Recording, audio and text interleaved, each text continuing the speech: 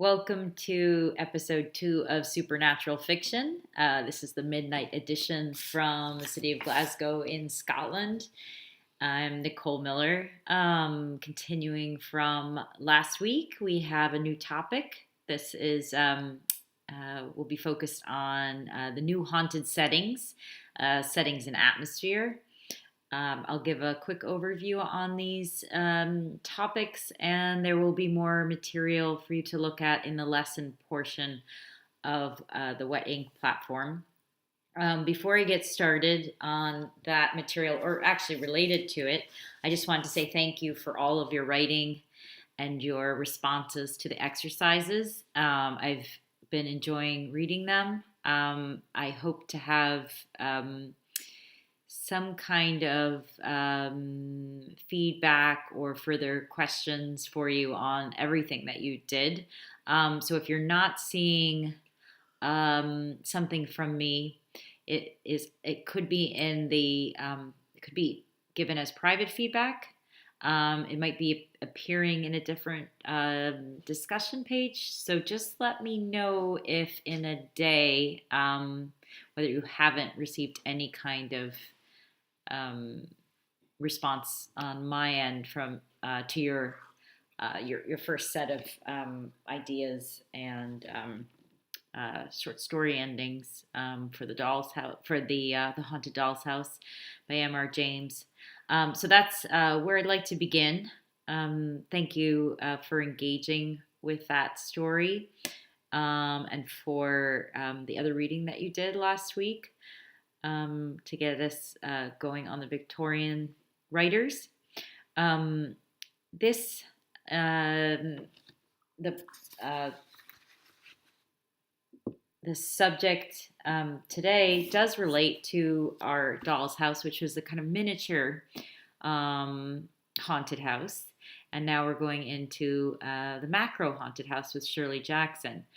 M.R. James really, as we learned last week, is one of the founders of the genre. As far as the ghost stories as we know them today, and with all their associations, many of which you listed in that exercise of images. A few more things to say about him.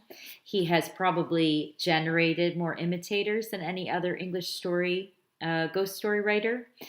Through the use of documentation and antiquarian detail that had been used to some extent before, James may be said to have originated a new narrative mode for the English ghost story.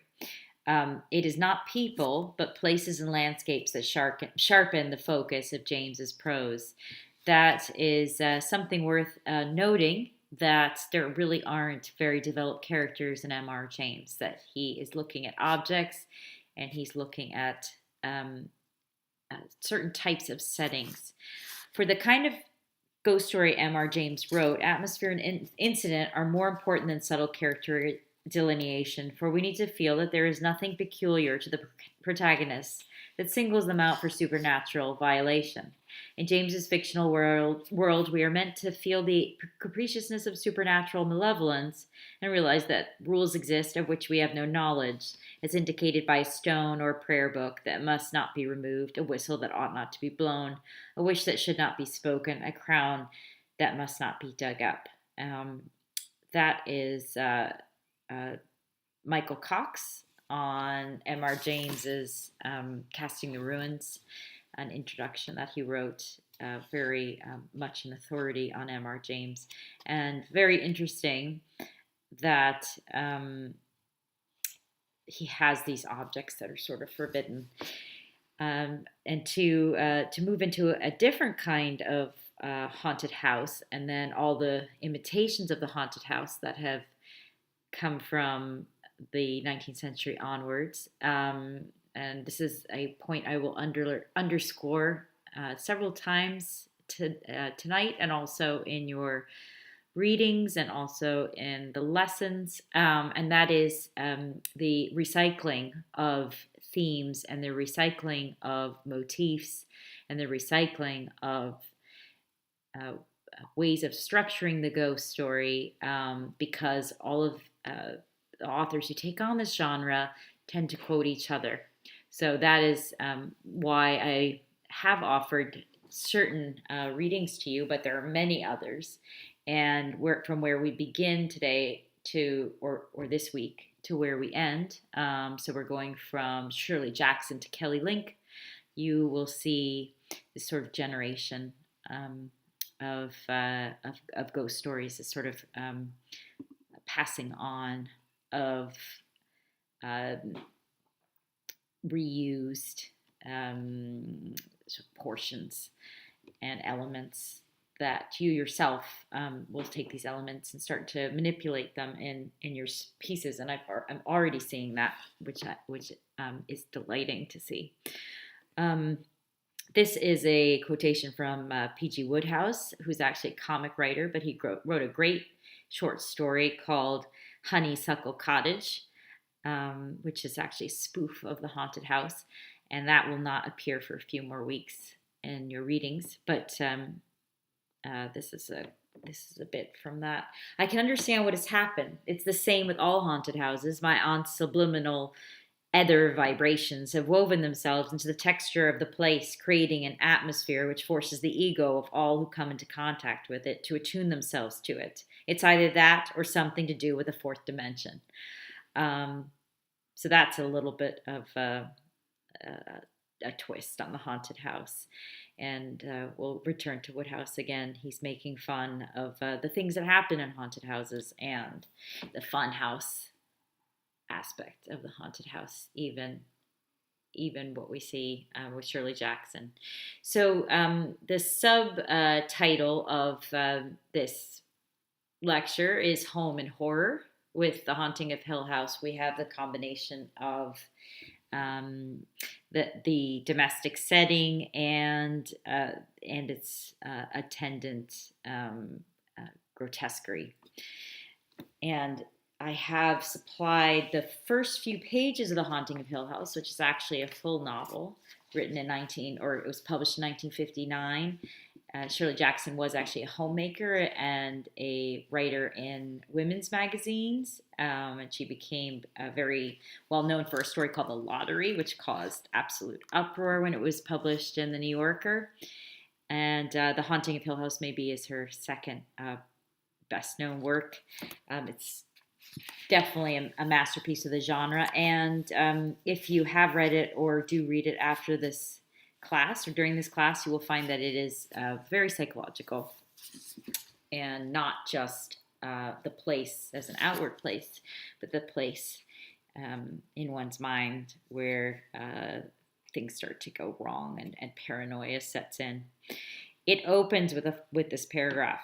No live organism can continue for long to exist sanely under condition of absolute reality. Even larks and katydids are supposed by some to dream. Hill House, not sane, stood by itself against the hills, holding darkness within.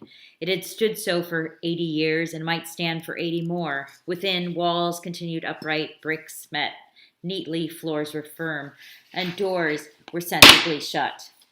Silence lay steadily against the wood and stone of Hill House, and whatever walked there walked alone.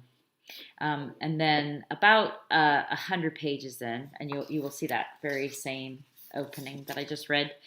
No physical danger exists, the doctor said positively. No ghost in all the long history of ghosts has ever hurt anyone physically. The only damage done is by the victim to himself. One cannot even say that the ghost attacks the mind, because the mind, the conscious thinking mind, is invulnerable. In all conscious minds, as we sit here talking, there is not one iota of belief in ghosts. Not one of us, even after last night, can say the word ghost without a little involuntary aside. No, the meaning of the supernatural is that it attacks where modern minds are weakest, where we have abandoned our protective armor of superstition and have no substitute defense. Not one of us thinks rationally that what ran through the garden last night was a ghost, and what knocked on the door was a ghost, and yet there was certainly something going on in Hill House last night, and the mind's instinctive refuge, self-doubt, is eliminated.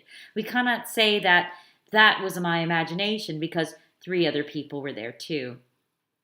That is the voice of the skeptic, the scientist who is testing 5 or 4 people in Hill House for their sort of antennae for ghosts, whether they sense a spirit there or some kind of unrest, and of course they do.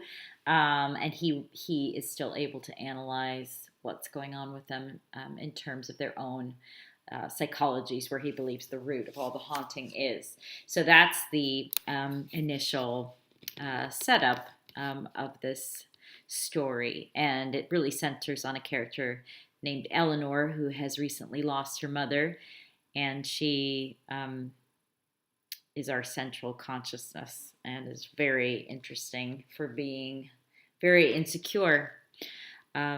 Here is a little bit more from Hill House, because you won't see these passages this week, since they're coming from other parts of the novel.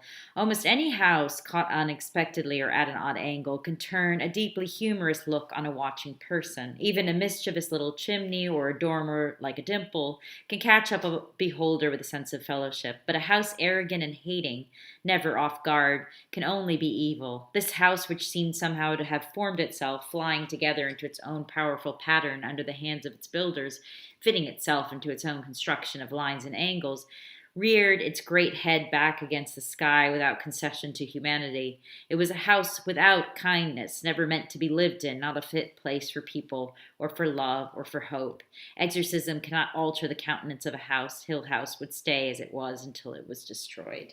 And this is a house in western Massachusetts, or Western New England, which is also where Shirley Jackson was living. She was in Vermont at the time. Also the inspiration for her story, The Lottery. I think she found something very spooky in those woods. So from Hill House, I just wanted to do a quick review of your readings this week.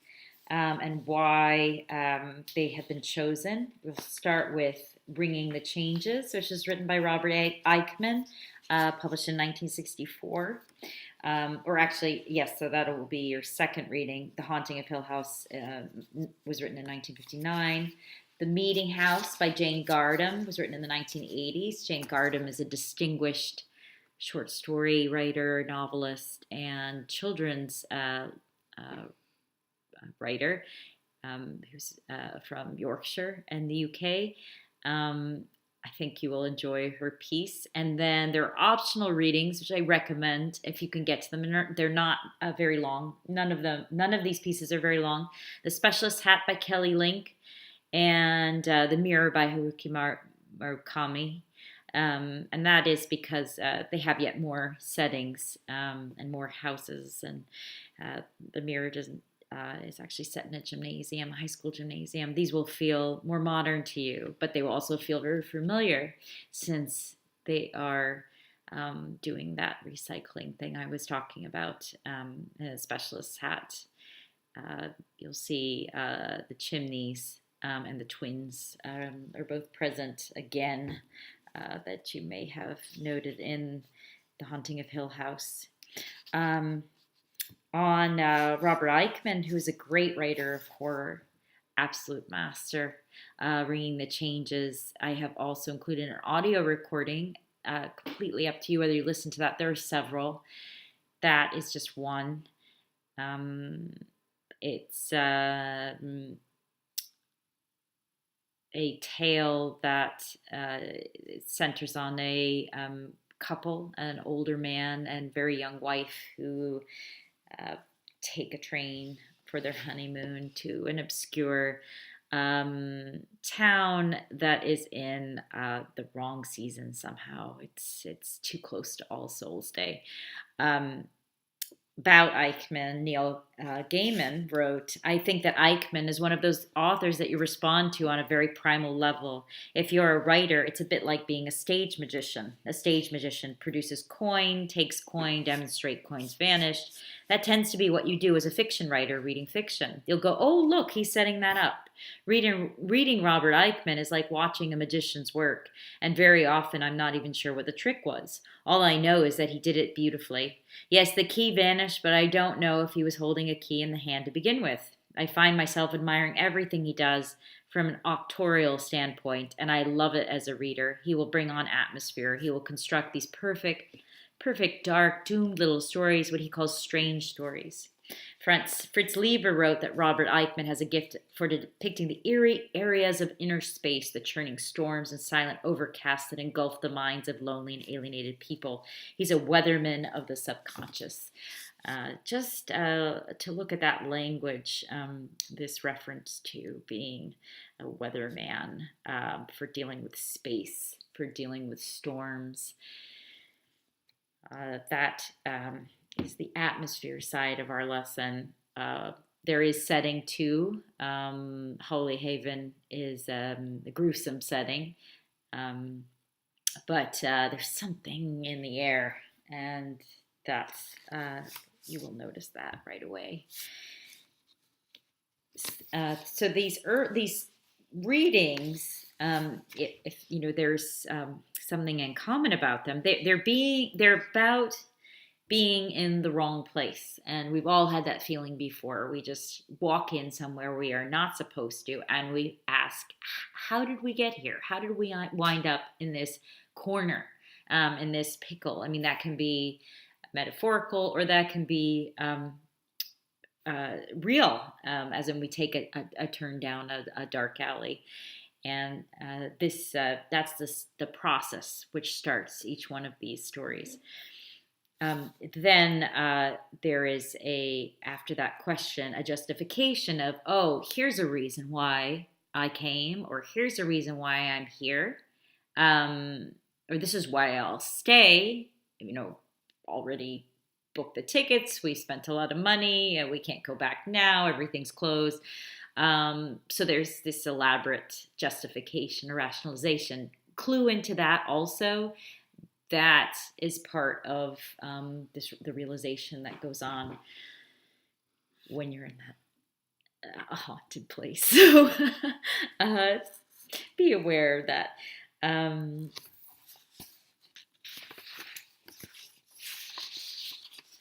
So that and for instance, in The Haunting of Hill House, here's a passage that does that. As she closed the door of the blue room behind her, Eleanor thought wearily that it might be the darkness and oppression of Hill House that tired her so, and that it no longer mattered. The blue bed was unbelievably soft. She thought sleepily, that the house should be so dreadful, and yet in many respects so physically comfortable. The soft bed, the pleasant lawn, the good fire, the cooking of Mrs. Dudley, the company too, she thought, and then she thought, now, I can think about them. I'm all alone. Why is Luke here? But why am I here? Journeys end in lovers' meeting. Strange conclusion. For other pieces of the assignments this week and how the stories will work in, I also want you to clue into other senses that are used. So in The Haunting of Hill House, and also in Ringing the Changes, there is sound as well as imagery as well as scent. And for sound, for instance, we have sitting up in the two beds beside each other, Eleanor and Theodore reached out between the held hands tight. The room was brutally cold and thickly dark. From the room next door, the room which until the morning had been Theodora's, came the steady, low sound of a voice babbling, too low for words to be understood, too steady for disbelief. Holding hands so hard that each of them could feel the other's bones, Eleanor and Theodora listened, and the low, steady sound went on, and the voice lifting sometimes for an emphasis on a mumbled word, falling sometimes to a breath, going on and on. Then without warning there was a little laugh, the small gurgling laugh that broke through the bubbling and rose as it laughed, up and up the scale, and then broke off suddenly in a little painful gasp, and the voice went on. So that's another sense underlying the tale. Setting and how to construct it. I'm going to give you a couple etymologies. So this is the idea of mise en scène from the French, and theater, the staging of a play, the scenery and properties of a stage production, the stage setting. the setting, the surroundings, or background of any event or action.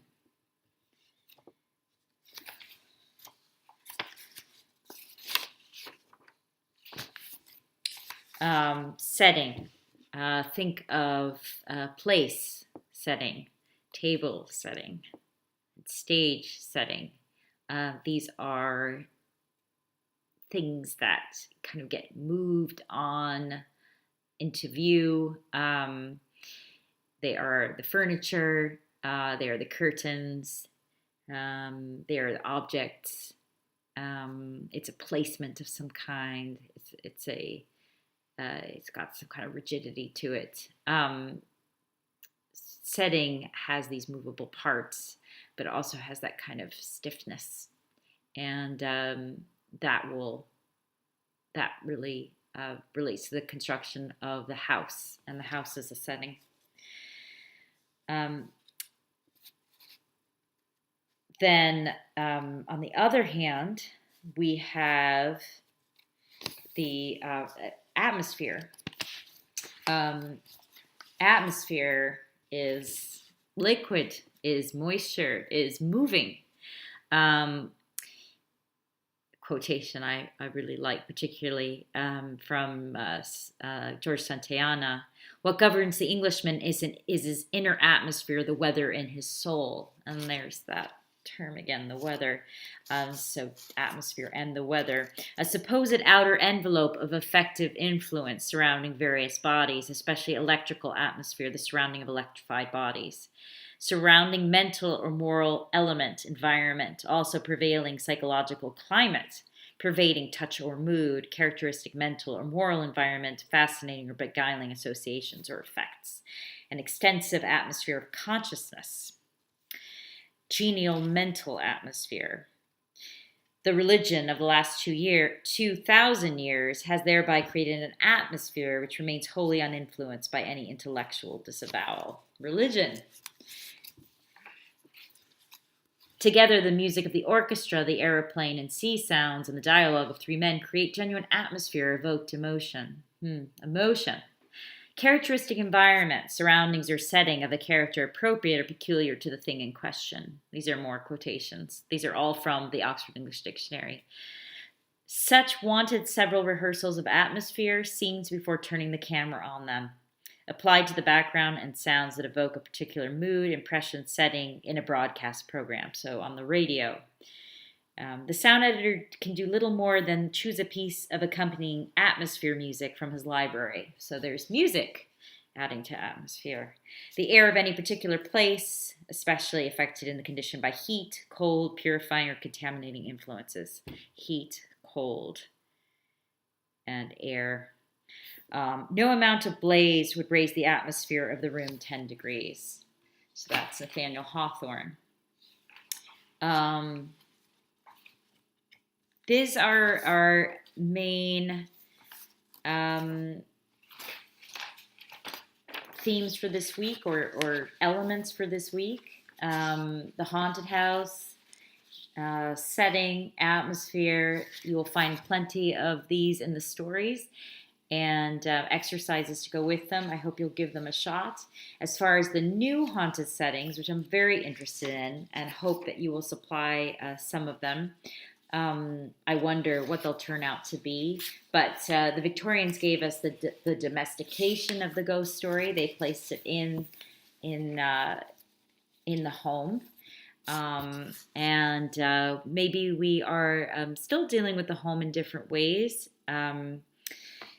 Perhaps apartments, perhaps closets, perhaps I've heard of a haunted bathroom before. Renovations, those might be of interest right now. There's a church down the street here in Glasgow that is being made into flats. I can't imagine that there won't be some spirits bumbling around. And then I think there's all of the systems that go with houses right now, heating and air conditioning, which can be a bit strange. And then there's our virtual homes, like chat rooms. and then there's school settings, and then the Murakami deals with gymnasiums. So I hope you'll discover some, and I look forward to reading your writing. Thank you very much. Until next week.